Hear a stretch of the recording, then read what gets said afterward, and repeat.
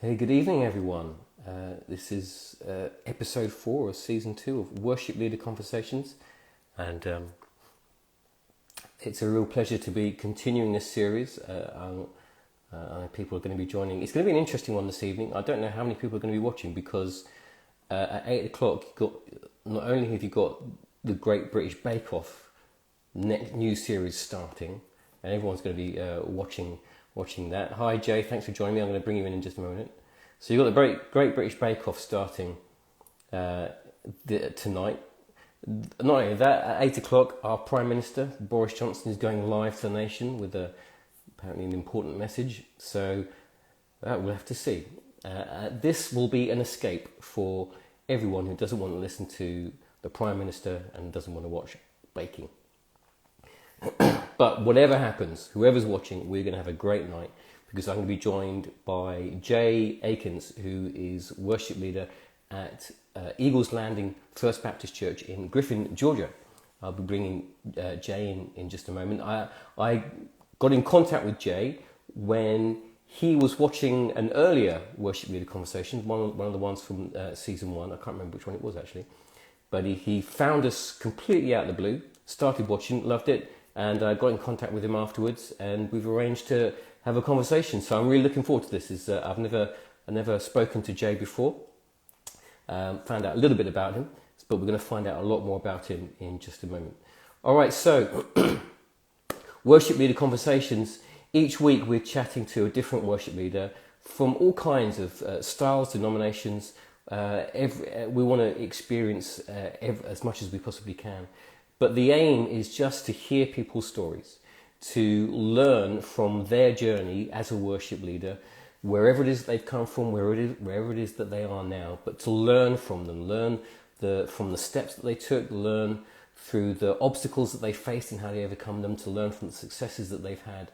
You know, everyone's story is different, and yet there's so much we can learn from each other. And the whole purpose of these conversations is so that we can learn from each other, hear other people's stories and share people's stories. You know, that's the great thing about this, is that we have the opportunity to just share your story. If you're a worship leader and you want to share your story, come get in contact with me. I would love to share it here on Instagram and on YouTube and wherever else, Facebook, wherever else these videos make their way to. It's been exciting to connect with lots of different people over the last few months during this lockdown period, and it looks like this lockdown period is going to be carrying on for a few months still. So I'm looking forward to lining up some more worship leader conversations, getting to know some new worship leaders, finding their stories and sharing them here. So it's a pleasure to have you listening, whether you're listening live right now here on Tuesday evening at 8 o'clock in the UK or at 3 o'clock in the United States, or you're watching on catch up on YouTube, Facebook, IGTV, or on the podcast, which is coming very soon. But if you're listening to it on the podcast, then it's already here and you're quite a way through it. Brilliant. Well, I don't have much to say at the introduction here,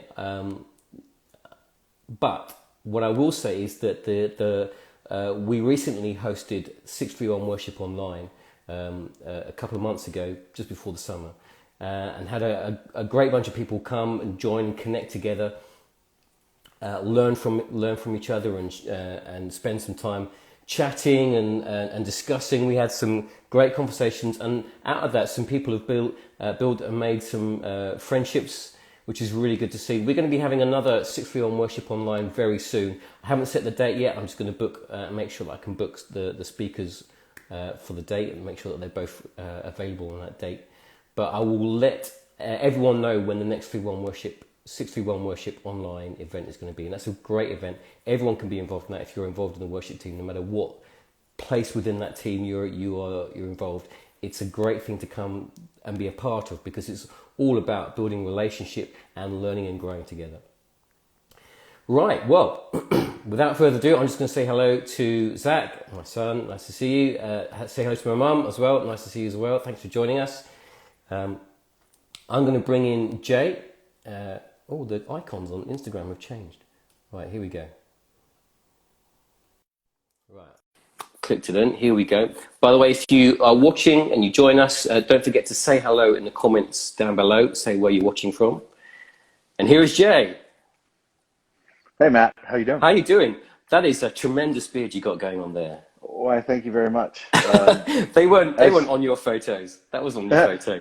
no, interesting thing about me is I'm a bivocational worship leader, and so I am not full time on staff at a church. I actually have a full Yep. time job, and I've been working from home, like most of the world, for the last few months. And the my corporate job does not allow us to have beards, but since I'm Okay. not in So the you're not there. office, we can grow beards. So this is my first proper beard in 16 years. Wow, that Yeah, is, and you've been growing that since the start of right. COVID. Wow, that is a Since good job. since since May 12th for us. That is amazing.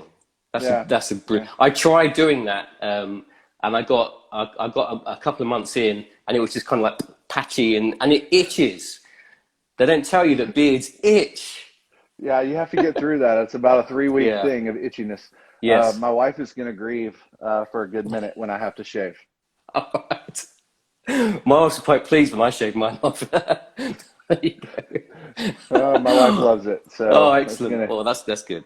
Well, thank you so much, Jay, for giving up some time to chat with us. The afternoon in where you are, evening where we are here in the UK. Why don't you just start off by giving us an introduction, telling us who you are, you talk about your family and your church and that kind of thing. Sure, absolutely. I'm married to Abby. We've been married for be 19 years this year. Fantastic. So the beard doesn't quite show my age. Maybe it's not gray enough yet, but yeah, we got married young, kind of got to raise each other, which was awesome. Um, Nice. and then we have a 4 year old daughter who is absolutely amazing. She's a gift Yeah. from the Lord, and she was my guest star on a lot of my video chats with work over the Oh, last few months fantastic. as well. Yeah. So Yep. yeah, so that was fun. But yeah, so we've been leading worship since before I was married. My wife and I were married. We led worship at one of my dad's churches Yep. years ago, and then we led worship at a Presbyterian church for about 9 years, and then have led worship at a Christian church for about three, and then we've been at Eagles Landing for five. Okay. Wow. So, right. So So you mentioned that you led worship at your dad's church. So that suggests that your dad's a pastor. You're a PK. yeah, yeah. So I grew up a PK. He was a youth Yeah. pastor and then pastor, and now he's a hospice chaplain. Now that he's older, Fantastic. Yeah. so yeah, so he's got a real gift for that. So Yeah. And I yeah, imagine in this kind of time at the moment that he's quite busy. I would have thought. yeah. Unfortunately, yes, he's Yeah. very busy, limited in what he can do in some Yeah. ways, but in other ways, some things are starting to open back up, so he can Yeah. truly serve people in their time of need. He's amazing at it. Absolutely Fantastic. amazing. Fantastic. And Yeah. so your church, Eagles Landing. Tell us a bit about that. What's that like? So about 5 years ago, we're a multi-campus church. Yeah. About 5 years ago, I guess it was five, yeah, 5 or 6. The pastor, the head pastor, approached us. We had worked on some events together and led worship, and he'd spoken and approached us about coming over to Eagles Landing. It was about an hour away from where we currently lived at that Yeah. time, and to start a new service for them. So we started a service for them at 9:30, and then they already had an established team that led 11 o'clock Yeah. service, which you might have heard of them, the Casting Crowns. That And name sounds familiar. Yeah. yeah, Yeah. yeah. So they led our 11 o'clock service, and then Yeah. we led the 9:30 service and kind of Yeah. started building that.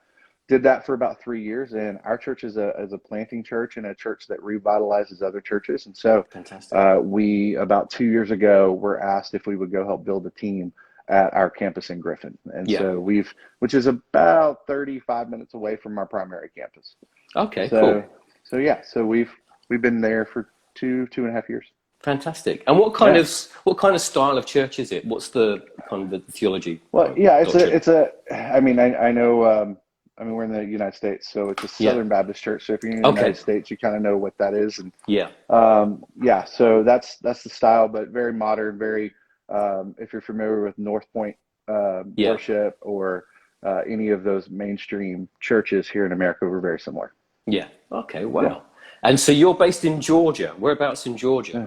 So just south of Atlanta, about 45 minutes south of Atlanta. My Okay. corporate job is actually in Atlanta, Yeah. and my church job is 45 minutes south of Atlanta. So I live right between, so I Yeah. can commute to both. Fantastic. And what is it that you do corporately?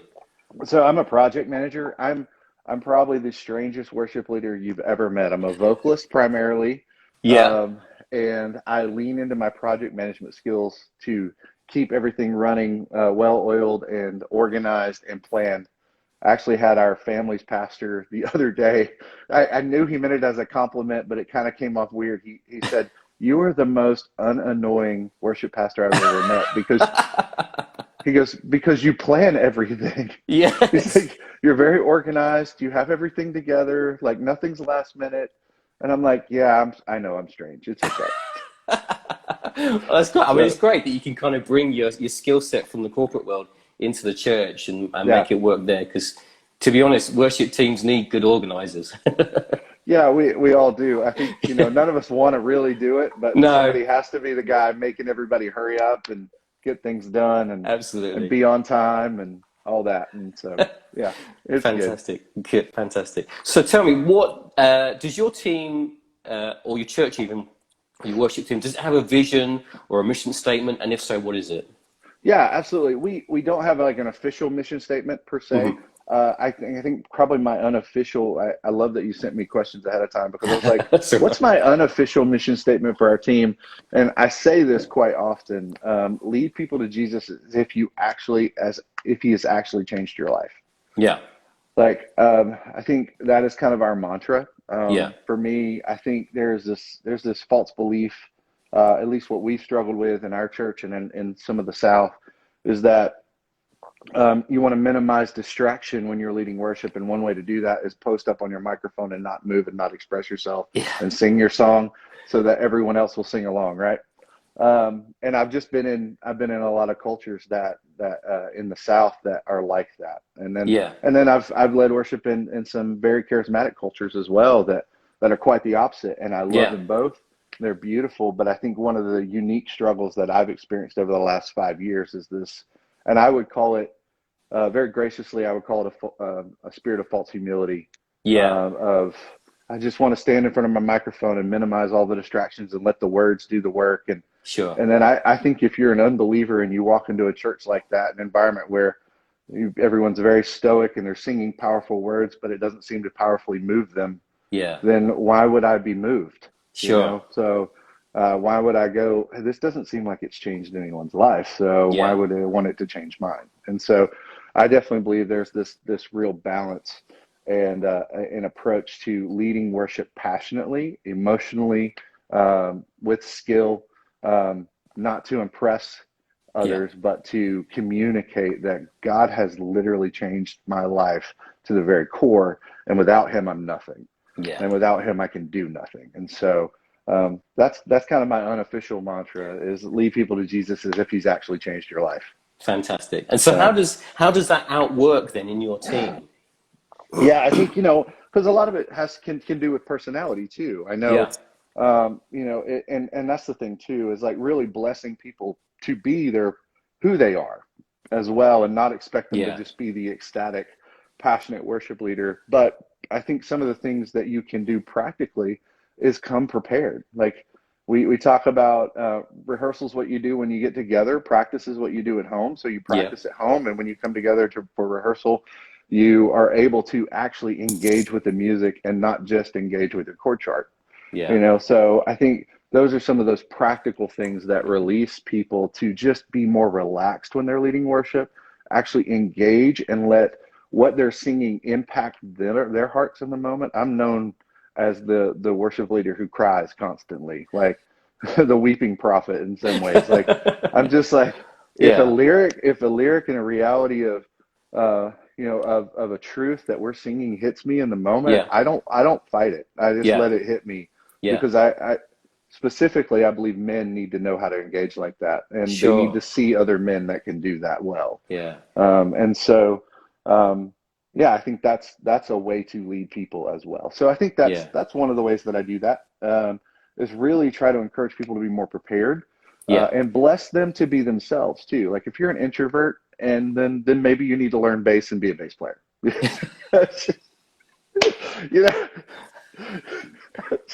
you know, but if you're I'm sorry. Uh, but maybe, if you're leading with passionate lyrics, then you need to be a bit of a more emotional, passionate person, hopefully. Yeah, And so I want to help you access that, but also do it in yeah, a way that you're not just trying to copy somebody else. yes, I don't yeah. I don't want any copycats.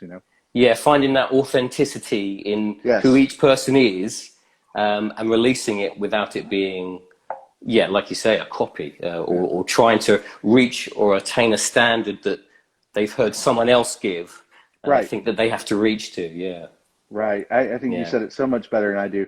And also, I, I realized that, man, I don't know how in the world we're going to compete with the Great British Baking Show. I love that show, by the way. I know, I I just know. love it. We have to Oh, wait for it on Netflix, but I yeah. mean, it's just, It is an amazing program. I think we've been watching it from the very beginning. And when I saw the advert saying it was coming back tonight at 8 p.m., I was like, oh, great. yeah. And then they say that the Prime Minister is going to speak to the nation at 8 o'clock as well. Oh, okay, we're It's just going fun. to do it anyway. It's great. I love it. I love it. I love that. I It is a think great my show. my wife and I love it because, and I have to hand this to you. This is, I think, a very British thing. Is you guys are so civil with each other. There's no drama. We just love it because we're like, everyone's so kind. If this Yes. was in America, man, they would be like Yeah. throwing things at each other. Well, it's because we don't have Gordon Ramsay presenting it. Oh, there you go. That's what it is. We need someone like that now. No, it is the quintessential British program. It is Oh, everything that Britain is. I love it. It Is makes me why want we to come love be it. your neighbor. Yeah, well, you should. Fantastic. Well, so okay, next question then. So, what have been some of the biggest challenges that you've faced as a team leader, and what have you done to overcome them? Yeah, I think that's a great question. I think first and foremost, my own heart and my own desires. Hmm. I think, over the years of leading worship, it's real easy to get your motivation out of whack. Yeah. To get your motivation misplaced. And so as the leader, I know that that's one of the things that I have to personally keep in check, especially when you love being creative, like songwriting, Yeah. and you want to see these songs touch other people. Yes. It's really easy to get into the comparison game and let that really attack your own heart and attack your motives. And so um, that's a big one. I Yeah. think I think too. I work in a very so churches I've worked for in the past. We could pay musicians, bring in the best of the best, and I had huge budgets to do that. I've done that at other churches, and then now I'm at a church that is complete volunteer based, and Yeah. I think they both have their advantages and they both have their disadvantages, right? And neither one of them I think is 100% correct. They're just who are you called to as a ministry and how are you called to run as a ministry. Yeah. And so the one I'm at currently is a volunteer driven ministry. And I think sometimes the challenge that as one of the leaders at a church, you can run into keep your volunteers at all costs mentality with other leaders. Yeah. And sometimes it's more of a, if you've got that one volunteer that maybe, spiritually needs to take a break, or maybe is the one really dysfunctional one who you've got to have some really hard conversations with because Yeah. they're not stewarding their gift, they're not stewarding everyone else's gift because they may show up unprepared consistently or late or those kind of things. And you have those loving but candid conversations, which I Yeah. would call kindness. I think it's a true kindness to be lovingly candid with Yeah. people, and I think that's part of discipleship. You can have the key volunteer who's been around for 4 years get frustrated with you and either leave the church or cause a little drama. And I've worked with other leaders who are like, well, we need to do everything that we can to keep that person. Yeah. And what they mean by that is often, well, just don't rock the boat with them, keep them in their Yeah. position. And Yeah. and often I've seen that hurt the rest of the team, Yes. and hurt the overall culture of the ministry. And so I'm someone who's very dedicated to loving but candid conversations that really disciple my team Yeah. in a healthy way and create a healthy culture. And so Yeah. I think that's often been one of the challenges because you are also called to honor the leaders that we work with and work for. And so have wrestled with that together. Yeah, yeah, So yeah. No, that's really good. yeah, Yeah, I know exactly what you're talking about. right. That kind of when you know someone's either not going to be a good fit for your team, or Yeah, when you know it's not working right, and and I've done the same thing as you. Either we've had those conversations, or my wife has had that conversation because she's really good at that conversation, or we've just been able to walk a line that says, do you know what? If I need to let people go, then let's let people go, because this isn't about this. This is about people, yes, not about the job that we kind of finish up with. It's about the people. yes, And yes, if the people aren't right, or something's not right, then we need to make sure that the people, whether they're on the team or not on the team, right, are okay, right. and And do what we need to. Yeah, I think it's the best thing you can do to steward someone's heart as a yeah, pastor. It's that's literally what it looks like to shepherd someone, is yeah, to, in kindness and love, say this area of your life maybe isn't right, and it's impacting you here, and it's impacting others. yeah, And I know I've had people do that to me, and I think I posted on Instagram the other day, the passage "Faithful are the wounds of a friend," yeah, right? And I really believe that is build great relationships with your team so that you can faithfully wound one another with the truth of God's word. yeah, Because that's what iron sharpening iron looks like, and yeah. discipleship looks like. So No, that's really good. um, That's really good. I I think another challenge, honestly, is leading people through change. Um, Yeah, Much like this season that we're in, COVID. I think personally, for the American church, I believe COVID is one of the greatest gifts that God has given us in a yeah, long time. And I know that could sound like a very insensitive statement, and I don't mean it to be. yeah, oh, yeah. I Um, get what you because, mean. Yeah, yeah, I think what it has done for us, though, from a ministry perspective, it stripped back everything that we saw as successful, yeah, and it showed us very clearly where we have been spiritually successful and where we actually haven't. yeah, I think it's torn down a lot of our idols that we have built to success that were really easy to week in and week out go, yeah, that was another great Sunday. yeah, And when you don't have everyone showing up at a building and your numbers are growing and all that stuff, then you have to start asking yourself, what is true success when it comes to God's economy and in yeah, the kingdom of God? yeah, And I think COVID has done that for us, and I think part of what our team is discussing quite a bit right now, not just our worship team but our ministry team, is what does real success look like yeah, with our people, and how do we really think about and prepare our church for ultimately, persecution.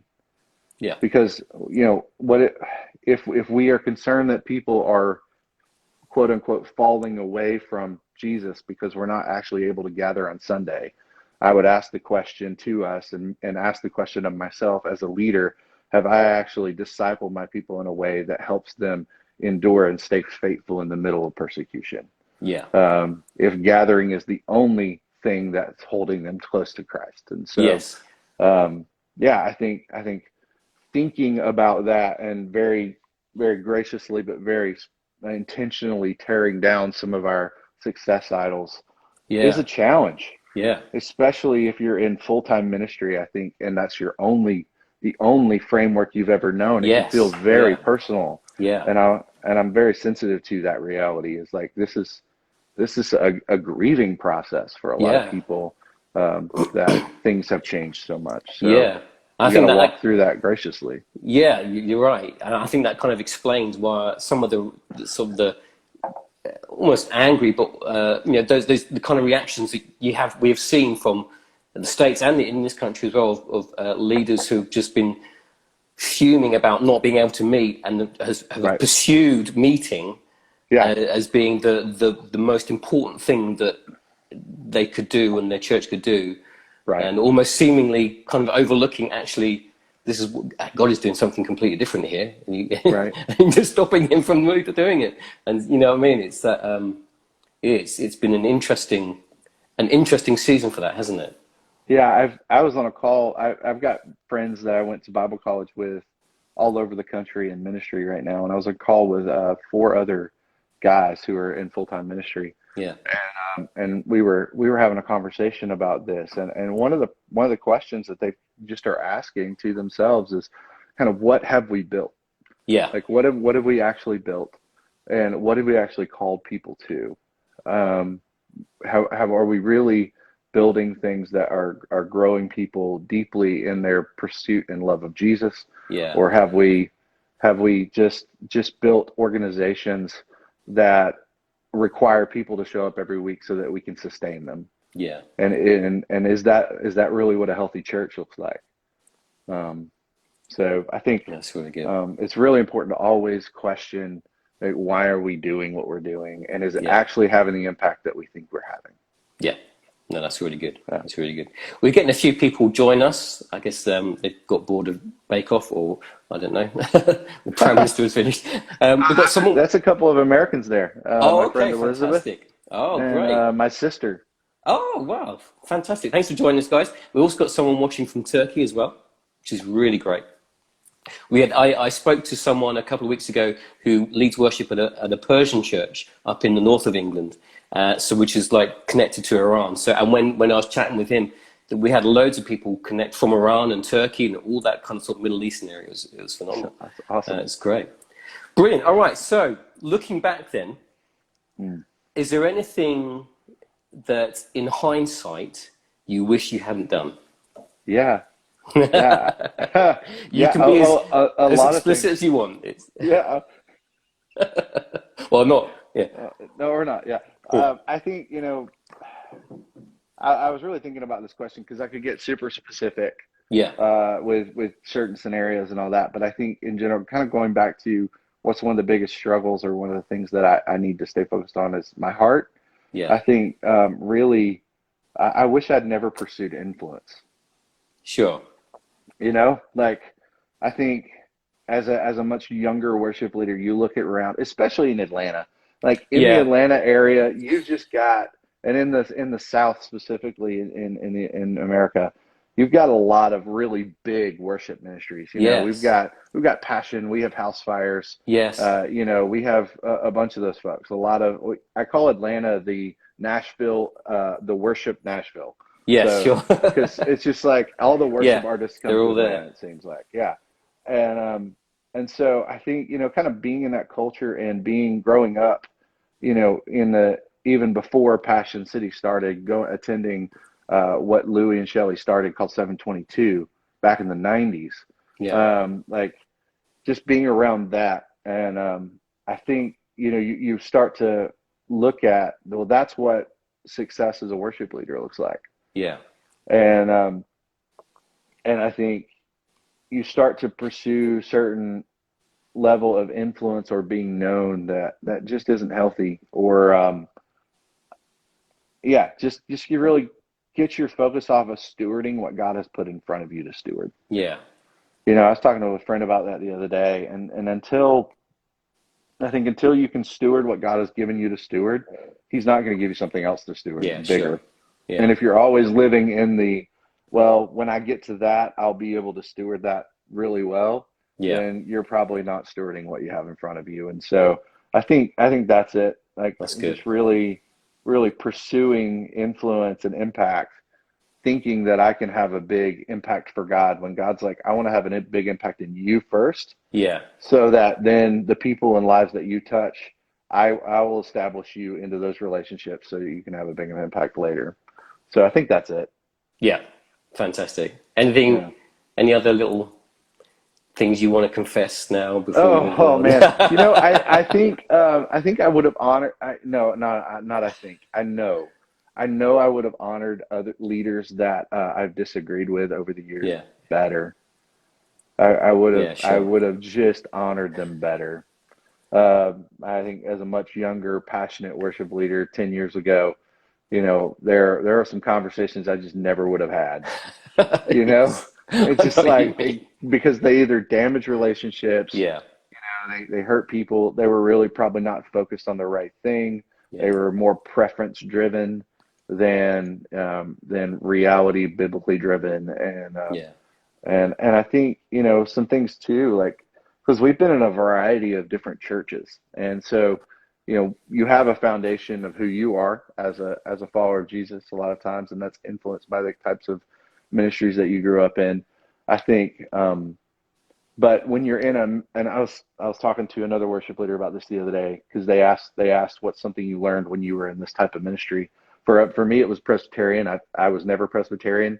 We Yeah, just were asked to come to a Presbyterian church and start something for them that was more modern worship, and so we did. We cut our teeth and learned a lot of things there while we were there. But I don't think I ever really slowed down enough to love, respect, and understand the culture that was already there. I would just sure. had it in my mind to change the culture. Yeah, yeah, And I think that is one of those things that, wow, if I could go back and redo, I would. yeah. Um, and I wish I wish I'd never approached it that way. So, so there. Sure, Let's just sure. confess that. Yeah. Yeah, no, that's good. I think that's good. That's actually it's a useful thing for young worship leaders to hear, because I mean, same as you go to something and you're full of all these ideas and dreams, and you think, yeah, this is where we're going to go, this is where we're going to take it, and you kind of steam through without really realizing the damage that you're causing to Yeah. relationships and the culture that's already there. And yeah, you're absolutely right. It's Yeah. a vital lesson to learn, isn't it? Yeah, and even if I was brought in to help shift and change a culture, it's like, I think the thing that I was thinking about this the other day, the thing I learned is you have to start with where the culture's at. Yeah, You can't start with your vision of where the culture should no, that's be, right. because there's a huge gap there, Yeah, and that's where everyone gets hurt, and that's where you get hurt yeah. if you don't stop and start where they're at, because you've been on a journey that they haven't been on yet, and you've got Exactly. to Yeah. take them on that journey with you. Yeah. um, if you're just, yeah, so yeah, you could really hurt a lot of people by doing that. So Yeah. No. yeah. No, that's really good. So, are there any things, and maybe also, like particularly in this sort of COVID season as well, but generally speaking, are there any things that you've done as a leader with your team that have been really successful? And I'm obviously not talking about the kinds of successes that we were talking about Yeah. earlier, but something that's borne real good fruit, has brought health about into your team. Yeah, I think, pre-COVID, we were doing family dinners.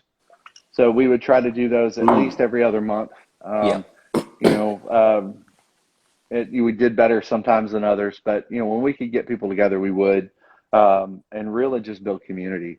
Yeah. Um, and then, practically from just a musical perspective, investing in things like rehearsal mix. I don't know if you guys use Yeah. multi-tracks, and Yeah. Yeah. using some of those resources that are really accessible. As a bivocational worship leader, who I have to get really creative about how I do development sometimes. Yeah. And so, because I don't sit in my office all day at the church, and people come by and go have lunch with them, and help them with music and all that, and that's great if you can do that. But I have to think about, how can I help my musicians get better, and we have a variety of musicians from who are in their 50s and 60s, and they have Yeah. certain styles, and then Yeah. we have some younger musicians who are very in tune with maybe modern style and all that. But often when you're coming together and bringing those styles together, you have to create something that's seamless and Yes. connected, so that it's not disjointed and distracting. And so, things like rehearsal mix that really help people go, okay, this is the part that I'm supposed to play. Yeah. And really encouraging and challenging people to, if you can get that part right, then we can get creative. Yeah. But you got to get that first. For my audio engineers, I think a lot of people forget audio engineers, right? They just think Yeah. like they're the weird people in the back that always wear black. Uh, but they're probably one of the most important parts of your team. And Absolutely. um, Yes. and from a development standpoint, just getting like a Mix University subscription. I don't know if you've Yeah. heard of that, Yeah. but allowing them to access that, and it's continuous development. I'm really passionate about continued Yeah. development like that. Getting people voice lessons, Yeah. and instrument lessons, like bringing in folks to continually improve vocals, and instrumentation. Like I remember a couple years ago, I got one of our guitarists tone lessons with a friend who Yeah. has masterful tone, Yeah. and he just needed some help with dialing in certain sounds, and that, because modern worship's always evolving and changing. And so, there's that. And then And I think really knowing my own strength Yeah. and knowing where I'm not a good leader as well, and empowering the people around me. That's the type of team leader I am. Yeah. Is I like to go out and get people that are good at things that I'm not. Yeah. And I'm not good at a lot of things. And so I need a lot of people around me that are really good at things. And then empowering them to do that and make great decisions and build a culture like that. That has really Yeah. brought our team close together to say, hey, I've got this idea. What do you think? And I'm like, I love that idea. Let's do it. How are we going to get there? That's when the project manager in me kicks in Yeah. and it says, all right, well, let's map it. Let's create a roadmap for it, and Yeah. let's get that done. And then, probably one of the last things that we do, you and I have talked a little bit. We've got this thing called Team and Road Worship, Yeah. which we started last year for our team. And not everybody's contributing yet. We're not at that point. Not everybody's at that skill level, but we're starting to write music together. Yeah. That's something my wife and I have loved to do. And we've got, a couple of other folks on the team that are starting to write music, and we're writing and producing our own singles. And we Fantastic. we chose to do singles because we were like, let's eat this elephant one bite at a time. Yeah. It's a Yeah. great way to every other month or so write and produce in-house, Yeah. release a song, give it away to our church, not charge our church for it, Yeah. and just let it become part of the culture of what God is doing in our church and express what God is teaching us as a ministry Fantastic. together. And I think one of the biggest fears, I'm one of those people that just believes in, like sometimes you just have to start, Yeah. because specifically, I think it's really easy in the little bubble of worship ministries that we're in is to look around and go, well, my song's not as good as that guy's, right? Yeah. And so I don't need to record that. And one of the things that I've been trying to teach our team as we write, obviously we have standards for what we write and what we produce and what we release. Yeah. But God, every time we write a song and we produce a song and release a song, we level up a little bit in the Yeah. quality of what we're able to do in our perspective in writing. And I think it's one of those continuous improvement things that we Yeah. learn together and just not be fearful. I mean, if we're really doing it to serve our church and tell the story of what God is doing within us at our church ministry, then it's going to bless our people. And that's Yeah. really the goal at the end of the day, is to Yeah. bless our church, not become famous or try to do anything amazing with that music. And I Yeah. think if we can keep that at the core of what we do, then that's success for me. Yeah. That's fantastic. Is Yeah. there any significance to Team on Road?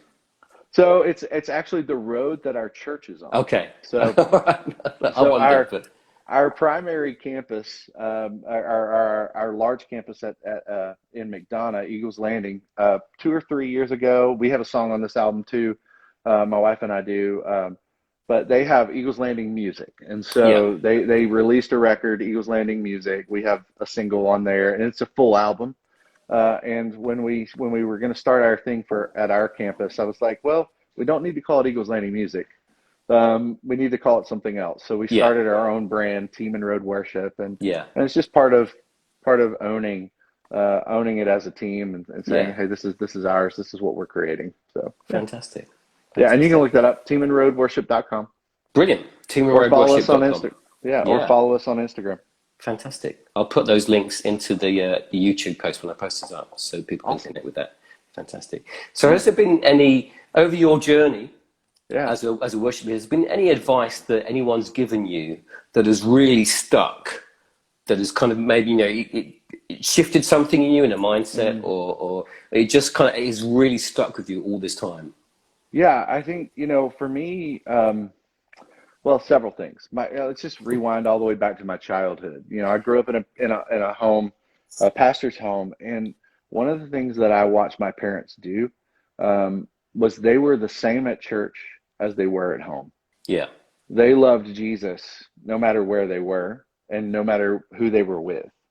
And they showed my sister and I what it looked like to follow Christ. And so, I mean, I think for me, that just really stuck, that if I'm going to do this church, professional church ministry thing, Yeah. that it's got to be real. It's got to be who I am all the time. It can't Yeah.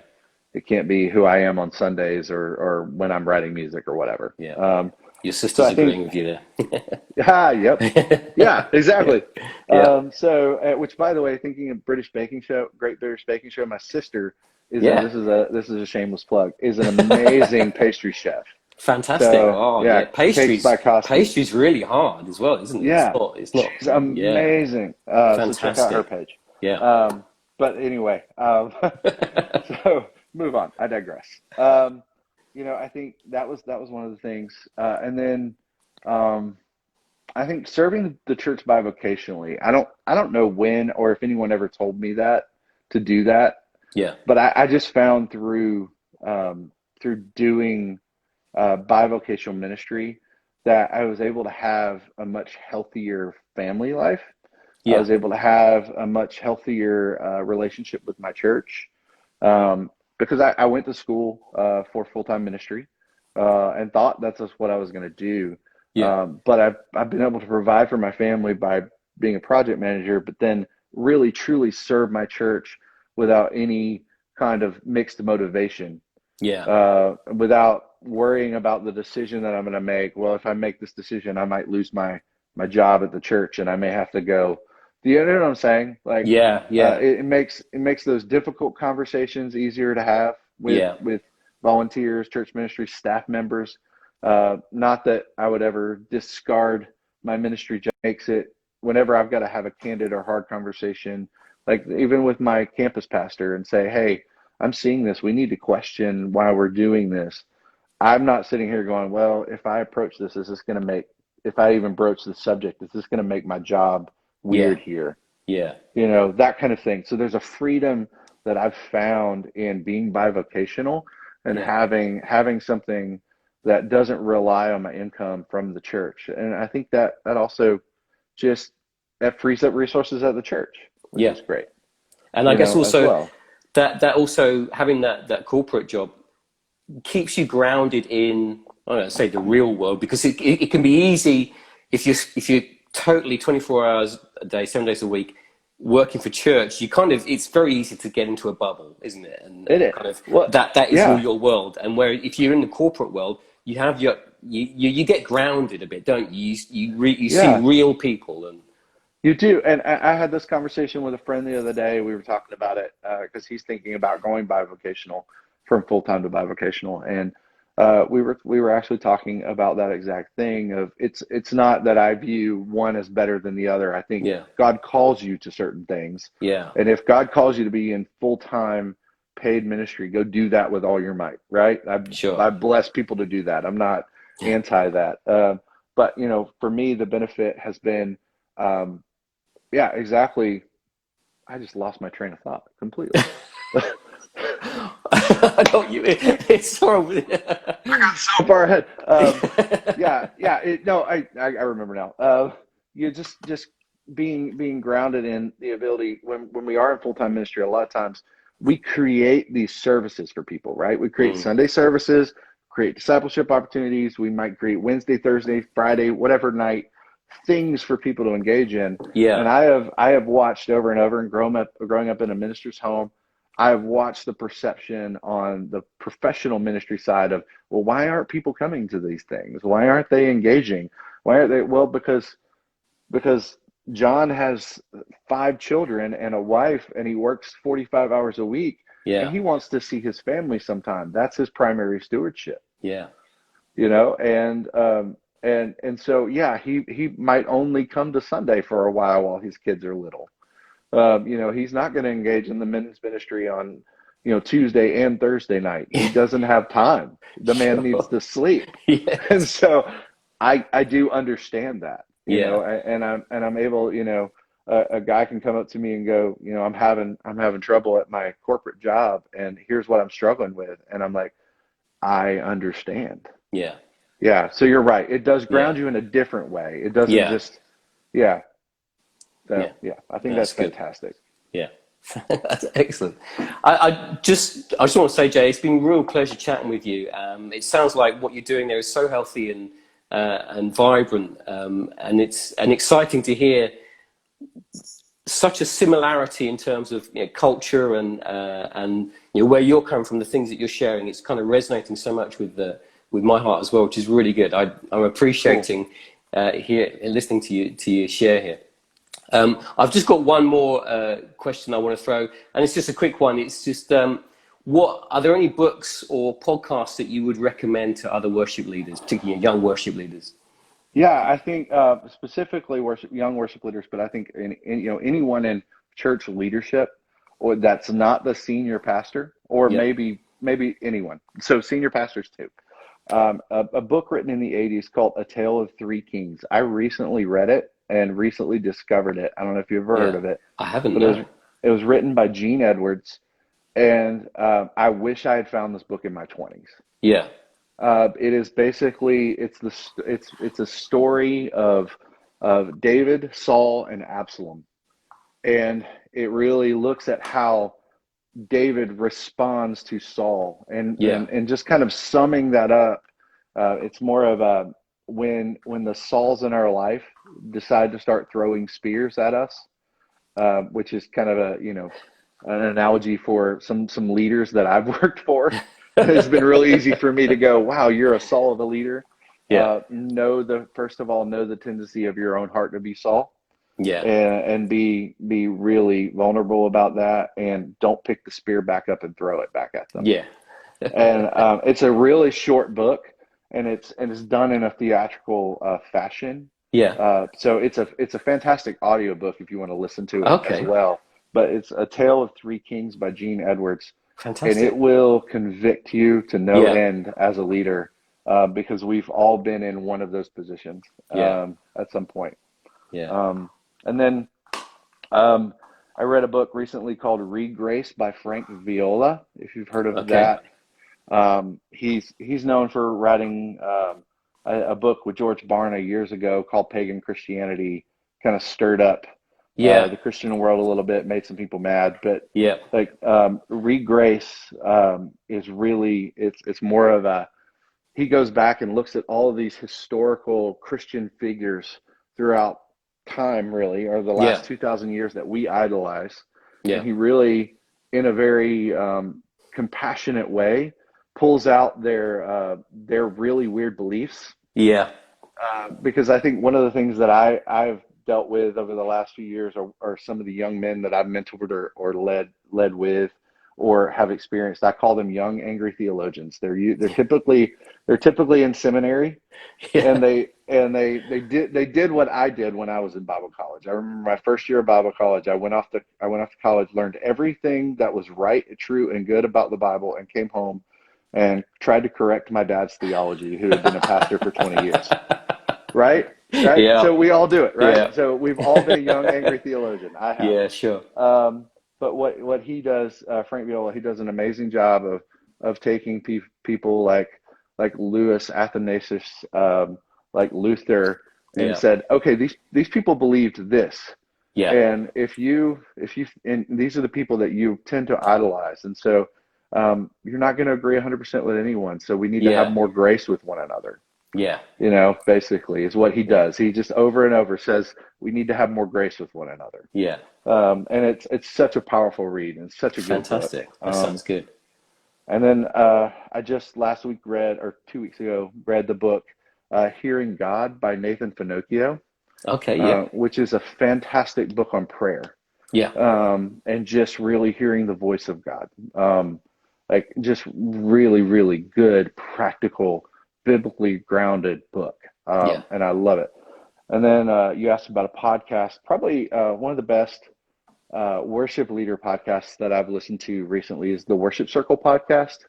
Okay, yes. I don't know if you've heard of that one. I've heard of Worship Circle, but I haven't heard their podcast yet, no. Yeah, it actually goes back 2 or 3 years, so there's a lot of content. Okay, wow, yeah.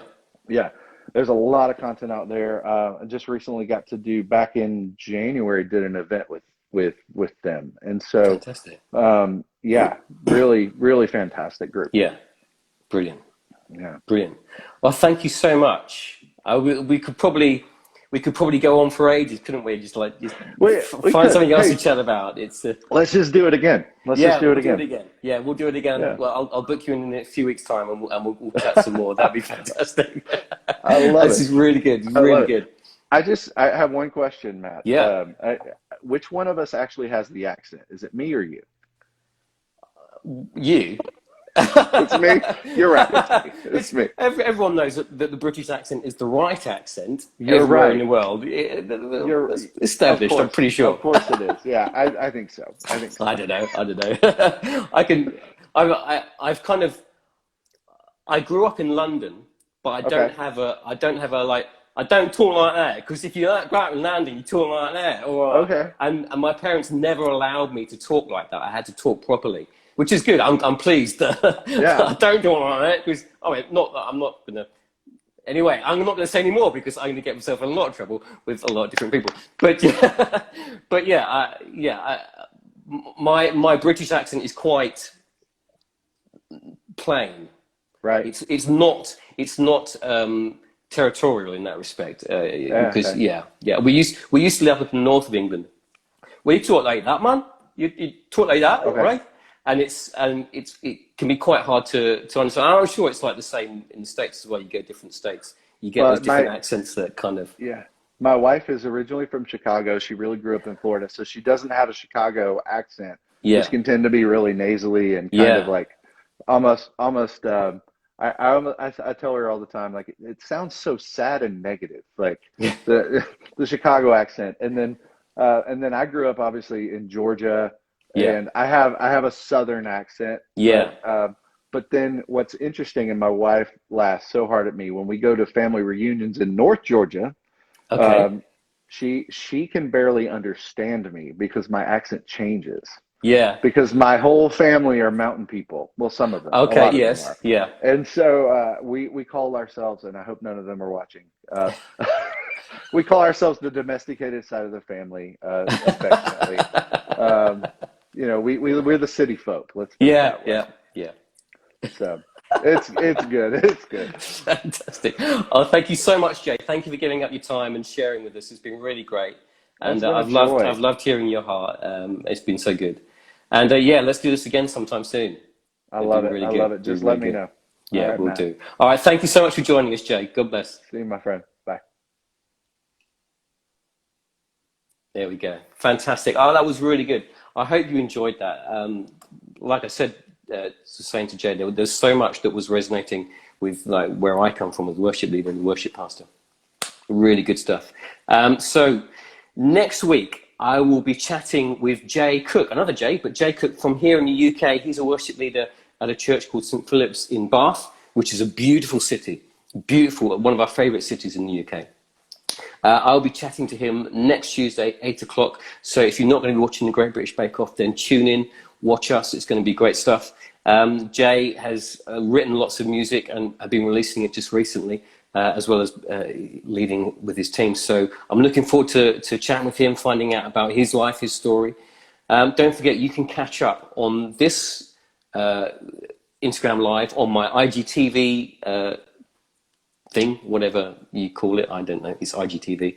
But you can also catch up with it on YouTube. There's a link in my bio. If you click on that, that will take you to my YouTube channel, and you can catch up on this and all of the other conversations that we've been having over the last few months. There's some brilliant conversations. I mean, all of the conversations are brilliant. They've been really good. I've been chatting with so many different people, different experiences and backgrounds. It's been really good.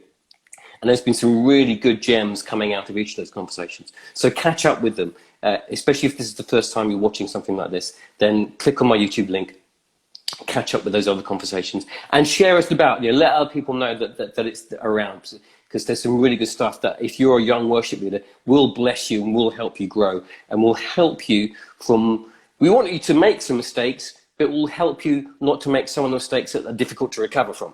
It's always good to make mistakes, because you can learn from mistakes. It's an important part of growth. But some mistakes you just don't need to make because they're very hard to recover from. But the good mistakes, that's the ones we want you to make. Anyway, I will be back next Tuesday chatting to Jay Cook from Bath.